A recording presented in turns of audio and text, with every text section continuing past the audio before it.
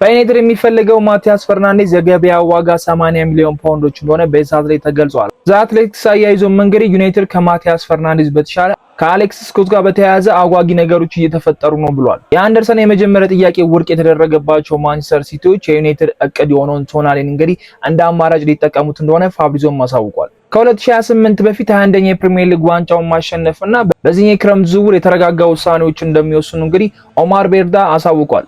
ብሩኖ ፈርናንዴዝ የዓመቱ የፒኤፍኤ ምርጥ ተጫዋች 6 ውስጥ እንግዲህ ተካቷል። ኮሜኑም በወጣቶቹ መካተት ችሏል። ሶስተኛው ግብ ጠባቂያችን ቶሚተን በዩናይትድ ቤት የሚያቆየውን የ1 ዓመት ኮንትራት ፈርሟል። እነዚህንና ዩናይትድን ስለተመለከቱ አዳዲስ ነገሮች ነግራችኋለሁ። ለዚህ ቻናል ግን አዲስ ከሆናችሁ ሰብስክራይብ ማድረግ እንዳይረሳ። ወደ ቪዲዮ እንሂድ።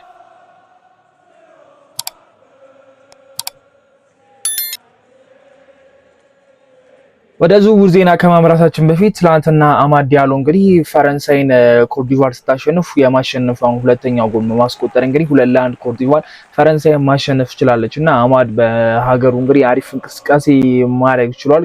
በዩናይትድ ቤት ጎል ማስቆጠር እንግዲህ አልቻለም። በማይክል ካሪክ ምንም አይነት የጎል ተሳትፎ አልኖረውም። አንድ አሲስት ብቻ ነው በመጨረሻው ጨዋታ ላይ ማስመዝገብ የቻለውና ትላንትና ድንቅ የሚባል ጎል ማስቆጠር ችሏል። ምንም እንኳን የወዳጅነት ጨዋታ ቢሆንም ጥሩ መነቃቃት ነው ለአማድም ሆነ ኮትዲቫር እና በአፍሪካ ዋንጫ የነበረው እንቅስቃሴ ጥሩ እንደነበር እናውቃለን። ከዛ በኋላ በዩናይትድ ቤት ተቸግሮ እንደነበር እናውቃለን እና አሁን ጎል አስቆጣሪ ይሆናል። ምናልባት የዓለም ዋንጫው ለሱ መነቃቃት ይሆናል የሚል ተስፋ አለኝና ለዩናይትድ ቀጣይ ሲዝን አሪፉን አማድ የምንመለከትበት ሲዝን ይሆናል ብዬ ተስፋ አደርጋለሁ። ሌላው እንግዲህ የፒኤፍኤ ዓመቱ ምርጥ ተጫዋች ይጠበቃል።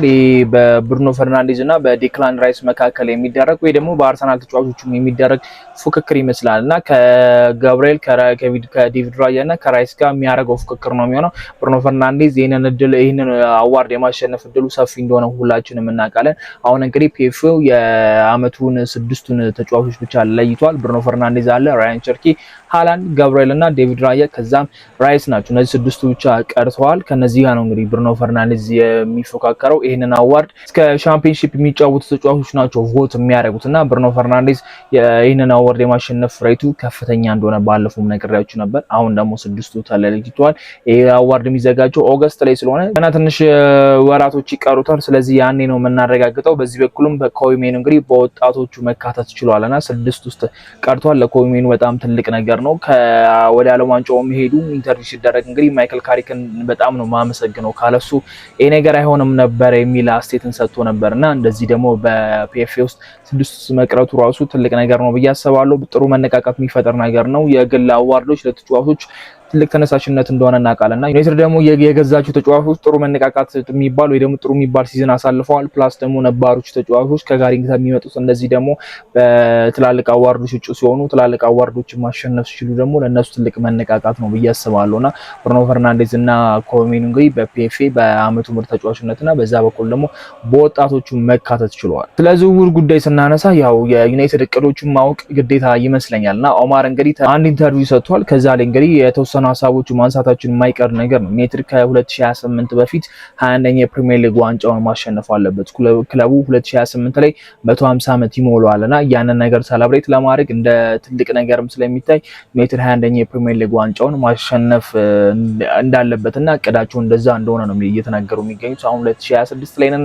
ኔክስት ሲዝን 2026-27 ተብሎ ነው የሚቆጠረው። ዩናይትድ ቢያንስ በሚቀጥለው ሲዝን ባያሳካ ከቀጣዩ ሲዝን ባለፈው የማሳካት እቅድ እንዳለው ነው እየተናገረ የሚገኘውና ለዛ ደግሞ ትላልቅ ተጫዋቾችን መያዝ ጥሩ የሚባል ተጫዋቾችን በክለቡ ማስፈረም ግዴታ እንደሆነ ያስታውቃል። የባለፈው ዓመት የዝውውር መስኮት ምን ያህል ጥሩ እንደሆነ አያይዞ ተናግሯል።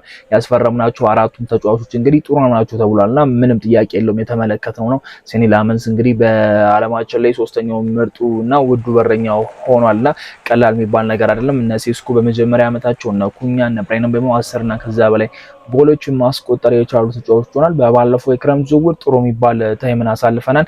በዚህኛው የክረምት ዝውውር ደግሞ ጥሩ እቅድ አለን የሚል አስተያየትን ሰጥቷልና ምንም አይነት ፋይናንሻል ችግር እንደሌለባቸው ነው እንግዲህ የተናገረው። ባለፈው ዓመት ዩናይትድ ገንዘብ ያወጣል አይወጣም የተወሰኑ ሀሳቦች ነበሩ። የሲስኮ ግዢ ላይ የምታስታውሱ ከሆነ ዩናይትድ የዛን ያህል ገንዘብ ማውጣት አይችልም፣ ፋይናንሻል ችግር አለበት፣ ቅጣት ሊጣልበት የሚችልበት አጋጣሚዎች ሊፈጠሩ ይችላሉ ብለን ስናወራ ነበርና በዚህኛው የክረምት ዝውውር ግን ምንም አይነት ችግር እንደሌለበትና ማውጣት ያለባቸውን ገንዘብ ማውጣት እንደሚችሉ ነው፣ በእቅዳቸው እንደሚንቀሳቀሱ ገንዘብ እንደማያግዳቸው ነው እየተናገረ የሚገኘውና ሞር ፎከስ አድርገው የሚሰሩት ለረጅም ጊዜ የሚያገለግላቸው ተጫዋቾች ላይ እንደሆነና ወጣት ተጫዋቾች በፕሪሚየር ሊግ ልምድ ያላቸውና በሌላ ሊግ ላይ ደግሞ አሪፍ እንቅስቃሴ ያደረጉ ተጫዋቾችን ነው እንመርጣለን ያሉት። ለዛም ይመስላል ኤደርሰንን ያስፈረሙት። ከዛ ደግሞ ከፕሪሚየር ሊግ የተመለከቷቸው ያሉ ተጫዋቾች አሉ፣ እነ ማቲያስ ፈርናንዴዝ አሉ፣ እነ ባሊባ ስማቸው ተያይዟል፣ አንደርሰን፣ ቶናሊ፣ ሉዊስ ሆለን፣ ሉዊስ ስኬልን ጨምሮ እንግዲህ ብዙ የፕሪሚየር ሊግ ተጫዋቾች ከዩናይትድ ጋር ስሙ ተያይዟል። የፕሪሚየር ሊግ ተጫዋቾች ብቻ ይሳካልናል ብቻ ማለት አይደለም። እነ ሴኔ ላመንስንም አይተናል። ከሌላ ሊግ መጥተው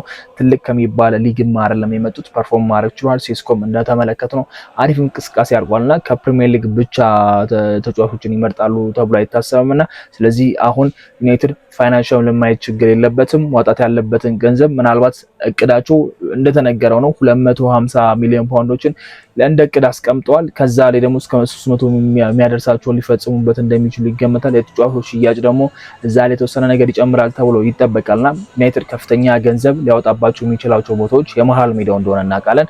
የመሃል ሜዳው ላይ እንግዲህ የነ አንደርሰን ጉዳይ አሁን ላይ ትንሽ አነጋጋሪ እየሆነ መጥቷል። አንደርሰን ከሲቲ የቀረበውን ኖቲንግሃም እንግዲህ የመጀመሪያ ጥያቄውን እንግዲህ ውድቅ ማድረግ ይችላል። እሱንም ነገራችሁ ነበረ።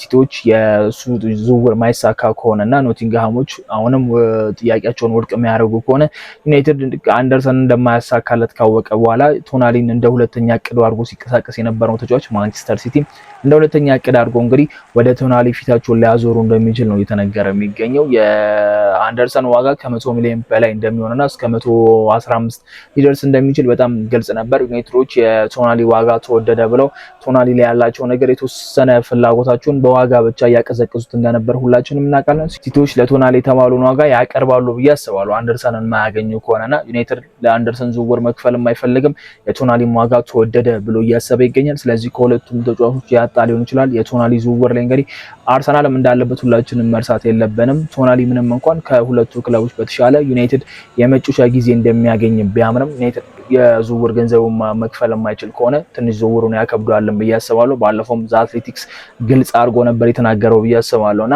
አሁን ፉክክሮች በአንደርሰን ላይ ማንቸስተር ሲቲ እና ዩናይትድ ይመስል ነበር። አሁን በቶናሊም በኩልም መጥተውበታልና ዩናይትድ የመጀመሪያ ፕላኑን የተነጠቀ ይመስል ነበር። ሁለተኛ እቅዱንም እንግዲህ ኦልሞስት ሊነጠቅበት የሚችልበት አጋጣሚ አለ። ስለዚህ የቶናሊ ዝውውር ላይ የተወሰነ ከተጫዋቹ ጋር ያላቸውን የፐርሰናል አግሪመንት መፈጸም አለባቸው ብዬ አስባለሁና የቹዋሜኒ ጉዳይ ግልጽ ሆኗል። ዩናይትድ ምንም እንኳን እየተጠባበቀ ቢሆንም ግልጽ ነገር ይመስላል። የማድሪድ የፕሬዚዳንት መሾም እስከሚረጋገጥ ድረስ የቹዋሜኒ ጉዳይ የሚቀጥል ይሆናል። የሪያል ማድሪድ ፕሬዚዳንት ፔሬዝ ሆኖ የሚቀጥሉ ከሆነ እርግጥ ነው ፔሬዝ ቹዋሜኒ እንደማይለቁ ታሳውቋል። ስለዚህ ዩናይትድ በቶናሊና በአንደርሰን ዙሪያ ያለውን ነገር ይፈጽማሉ። ቶናሊን ሲቲዎች የሚያገኙ ከሆነ ዩናይትድ ከፍተኛ ገንዘብ የማውጣት ግዴታ ውስጥ የሚገባበት አማራጭ ይኖራል በአንደርሰን ዝውውር ብዬ አስባለሁና ካስሜሮ ተተኪ የሚሆነው ተጫዋች ለዩናይትዶች ትልቅ ራስ ምታት እንደሚሆን በጣም ግልጽ ነው። ያንን ደግሞ ረጋ ብለው መወሰን በጣም አሪፍ ነገር ነው ብዬ አስባለሁና ዝውውሮችን አጥነተን ነው የምንወስነው የሚል ሀሳብ ማስተዋል ለዛ ደግሞ ትክክለኛ ውሳኔን እንጠብቃለን። ካስሜሮ ትክክለኛው ተተኪውን ተጫዋች ያመጣሉ የሚል እምነት አለኝ። ሌላው ከዛው ከመሃል ሜዳ ሳንወጣ ስለ ማቲያስ ፈርናንዴዝ ነው። የተጫዋች እንግዲህ ከዩናይትድ ጋር በደንብ ስሙ ተያይዟል። ወደ ዩናይትድ የመቀላቀል እድሉ ሰፋ ያለ ይመስል ነበር። ከዛ በጣም ብዙ ክለቦች አይናቸውን ማሳረፍ ጀመሩ። ዌስትሃም መውረዱን ተከትለው የተጫዋቹ ዋጋ አይወደድም፣ ዋጋውን ይቀንሳል ብለን እያሰበን ነበረ። ትናንትና የወጣው መረጃ እንግዲህ ዌስትሃም ለማቲያስ ፈርናንዴዝ የሚፈልገው 80 ሚሊዮን ፓውንድ ነው። ይህ ደግሞ ዩናይትድ እንደማይፈልገውና የዚህን ያህል ወጪ እንደማያወጣ በጣም ግልጽ ነውና ከማቲያስ ፈርናንዴዝ ጋር ያላቸው ግንኙነት ወይ ደግሞ ያላቸው ፍላጎት በዋጋው ውድነት የመቀነስ እድሉ ሰፊ ነው ብዬ አስባለሁ። ዋነኛ እቅዳቸው አይደለም ለካስሜሮ ተተኪ ብለው እያሰቡት ያሉ ተጫዋቾች እንዳሉንም በጣም ግልጽ ነውና የዛን ያህል ዋጋ ለማቲያስ ፈርናንዴዝ እንደማያወጡ ያስታውቃልና ተጫዋቹ የዛን ያህል መሆኑ ምናልባት ፒኤስጂ ስለሚፈልገው ፒኤስጂ የዛን ያህል ወጪ ሊያወጣ ይችላል። በዚህ በኩል ሊቨርፑልም አለበት፣ አርሰናልም አለበት። እነዚህ ክለቦች አንድ ተጫዋች የመግዛት እቅድ ስላላቸው የዛን ያህል ዋጋ ለማውጣት ፍላጎት ሊኖራቸው ይችላል። ዩናይትድ ግን አንድ ተጫዋች ኦልሞስት ኤደርሰን እናስፈርሟል። ከዛ በኋላ ሁለት ተጫዋቾች ይቀራሉ። ከፍተኛ ገንዘብ በአንድ ተጫዋች ላይ ብቻ ኢንቨስት አድርጎ ሌሎችም የሚደፍናቸው ቀዳዶች እንዳሉ እናውቃለን። በግራው መስመር የአጥቂ ስፍራም ተከላካይም እነዚህ ቦታዎች ከቨር መደረግ ስላለባቸው አንድ ተጫዋች ላይ ከፍተኛ ገንዘብን ማውጣት እንደማይፈልጉ ያስታውቃል። ለዛም ነው የቶናሊ ዋጋ ተወደደ፣ የአንደርሰን ዋጋ የዚህን ያህል አንከፍልም እያሉ የሚገኙትና የማቲያስ ፈርናንዴዝ ደግሞ ለዩናይትድ ዋነኛ እቅዳቸውም ስላልሆነ 80 ሚሊዮን ፓውንዶችን ያወጣሉም ተብሎ አይጠበቅም። አትሌቲክስ አያይዞ የሚያወጣው ነገር ከማቲያስ ፈርናንዴዝ በተሻለ እንግዲህ ከአሌክስ ስኮት ጋር ያለው ነገር ለዩናይትድ በጣም አዋጊ ነገሮች እየተፈጠረ ነው የሚል አስተያየትን ሰጥቷልና ያ ለዩናይትድ በጣም አሪፍ ነገር ይመስለኛል። ሁለቱም በሊጉ ጥሩ የሚባል ሲዝን አሳልፈዋል። ማቲያስ ፈርናንዴዝም ሆነ አሌክስ ስኮት ጥሩ የሚባል ሲዝን አሳልፈዋል። በርነሞዝ ወደ ኤሮፓ ሊግ እንዲገቡ ካረጉ ተጫዋቾች መሃል አንደኛው ነው ብለን መናገር እንችላለን። ጥሩ የሚባል ፐርፎርማንስ አሳይቷል። በዓለም ዋንጫው ምንም እንኳን ጥሪ ባይቀርበለትም ቶማስ ቱዌል እንደ ስኳድ ይዘውት ከሄዱ ተጫዋች መሃል አንደኛው ነውና እንደ ልምድ ይዘውት የሄዱት ተጫዋች ነው። መጥፎ ተጫዋች አይደለም። ሁለቱም ኤጃቸው ተቀራራቢ ነው። አሌክስ ስኮት ጥሩ የሚባል ኤጅ ላይ ያለው 22 አመቱ ነው። ማቲያስ ፈርናንዴስ 20 አመቱ ነውና እዛ አትሌቲክስ ይሄንን ነገር ማውጣቱ ምናልባት ዩናይትዶች እቅዳቸውን ሺፍት የማድረግ እድል ሊኖራቸው ይችላል የሚል እምነት አለኝ።